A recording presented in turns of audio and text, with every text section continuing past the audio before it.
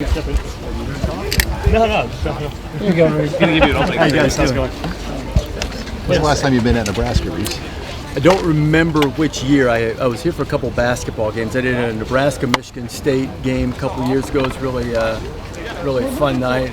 Tim Miles is a great guy. No, he's not. I know he's still around, but I know he's not coaching anymore. But I enjoyed coming to Lincoln. So I've been here a few times, but I've never been here for a football game, which is kind of strange. I might be the only guy in sports broadcasting who does college football and college basketball to say I've been to Nebraska for basketball, but never football until now. So I'm looking forward to it. What are you kind of looking for from this game tomorrow? What's kind of your early breakdown of it? I think it's a real opportunity for Nebraska to have a milestone landmark type win. I think that at this juncture, you'd be disingenuous if you didn't say that Ohio State is a pretty significantly superior team at the moment. Doesn't mean you win. Superior team doesn't always win. And you can generate some real momentum by pulling an upset like this. That said, I think Nebraska's got some weapons. They've got the capability of getting chunk plays. And if they can do that and maybe get a turnover or two to try to keep things a little bit even, I think they've got a shot. And as you guys know, the deeper in the game you get, sometimes the more the pressure gets on the favorite. So we'll see how it goes on Saturday night. I think it'll be a great atmosphere in there for sure. What you've heard about the fans here, and what does that do to your expectations for tomorrow's show? Well, I think it's going to be tremendous. I was just talking to Bill Moose a little while ago about what they're trying to create in terms of number of fans here, and I know that's the thing that I appreciate the most about being part of this show is the fans come out and they're not coming to see the Rolling Stones. They're coming to celebrate their program, their school, their team. And we're grateful to be a part of that, and we're glad that they use our show to be able to showcase that. So they'll come out, they'll show that Nebraska pride. It'll be a ton of red out there. I think it'll be loud. I'm hoping they'll chant "Go Big Red" a lot, and it'll be a lot of fun. I think it'll be one of our better scenes of the year for sure. That's what I anticipate anyway. You've gotten to know these Big Ten coaches pretty well the last couple of years, doing some of the media day stuff. Mm-hmm. Where does Frost fit into that picture? And just what do you think of the work he's done so far? I think he's putting in a foundation that's going to last for the long haul. And he fits, he understands the program, the history, the culture, and on top of that, he's a tremendous football coach. He has a unique perspective, I think, from both sides of the ball from his playing days, and then the time that he spent at Oregon only enhanced that and expanded his repertoire, which was already pretty extensive. And so I just think that he's a rising star, if not already a star in the world of college football. And I think that what he's doing here is not doing something that's going to be a quick fix, instant turnaround, taking over an 0-12 program and going 12-0 in a couple of years, which takes a lot of skill and tremendous leadership to do.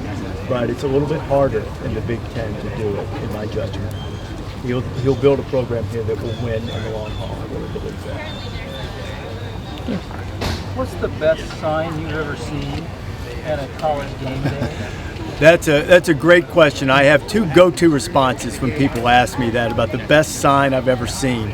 When we did the show in Times Square in New York, I like the non sequitur kind of random sign sometimes. And there was a guy in the front row who had a sign that said, "Fordham beat Missouri in the 1942 Sugar Bowl, never forget." And I found that hilarious. That one, and the other one I like is "Krusty Krab is unfair." I don't know why, but a SpongeBob sign always gets me. I like the ones that are just sort of, they have a little random quality to them. Things like last week at Georgia, somebody had a big sign, a Georgia fan had a big sign that said, "Brian Kelly texts with his index finger." I like signs like that. I think those are clever and funny. Do you hear about the signs afterwards, or do you have a chance to look back? No, I'm always looking back. We go out, and before the show starts, we're always going, "Hey, that one and that one," and sometimes I'll even get on talkback. We have a way that I can talk to the director and producer during the show. Well, you know that, you're on TV. So I'll get on talkback and tell them, "Hey, there's a sign. Look at this guy with a sign in the third row. This guy's got a picture of Herbie." Look, somebody had LC in some of those bike coaching shorts last week, and they get that sign. So we try to be inclusive. We call it touching the crowd, and I think rightly been called the original form of social media, the signs. And so the people are clever and funny. And I like it when they keep it clean and keep it clever. That's always entertaining.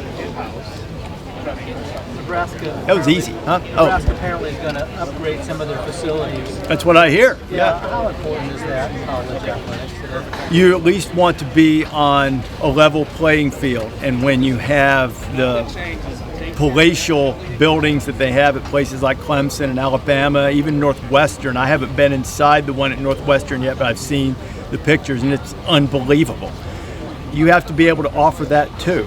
And you just want it to be level. That can't be the deciding factor in a recruit making a school choice, but it can be an eliminating one. If everything else is pretty equal and School A has a tremendous facility to support the athletes and School B maybe is a little lesser in that regard, I think it shouldn't be a deciding factor, probably could be sometimes, but it definitely potentially is something that could eliminate you from a recruiting war. With Scott Frost here, is there a kind of a time, clock that Nebraska needs to make moves in order to become relevant again? That's a hard question to answer. I think that the good thing about when you have everybody on the same page and everybody in full support of the head coach, that expands the time frame. If you are skeptical about a guy you hired, then you might say, well, this guy better show some progress in 3 years or we're going to have to start thinking about making a change. But everybody, and look, obviously the guy who does the hiring is not skeptical of the person he hires, at least in a perfect world you would hope not. I'm talking more about the fans. I don't think there's anybody that's skeptical of this hire, and they understand that it's going to take some time to get this right in the way that Scott wants to get it right and the way the fans would like to have it right in terms of returning Nebraska to contention on a national level. That's what I'm talking about. They're already vastly improved. Everybody can see that. Well, they've won 7 of their last 10 games and went to 3 losses, like a total of 11 points. They're already vastly improved. So the next step now is to continue that improvement, compete for conference championships, get into position to start to compete for spots in the college football playoff and ultimately the national championship. And when everybody is in full support of the guy that has been chosen to lead that charge, I think the time frame expands a little bit and how much time he's given to do it. What's your opinion, being outside our bubble on what the Nebraska brand is like after not winning a conference title in 20 years? And does it still resonate outside the state with ratings and all that? I think it resonates with people who appreciate the history and tradition of college football. I think you have to be realistic. If you're talking about a 14, 15-year-old high school freshman, it might not carry the same weight that it did 20 years ago. But for those of us who understand the history and how things are cyclical and how programs at places where football is important tend to come back, I think that brand still carries quite a bit of weight. Last one. Thanks, Rece. That was it. Thanks, guys. Thank you guys for coming out. See you in the morning. Hi, this is Jason Jorgensen, Sports Director at KRVN. Thanks for watching our YouTube video. To keep up to date with everything we have going on with our sports coverage, you can find that. And we'd love to have you subscribe to our channel. Just hit the little red button in the right corner.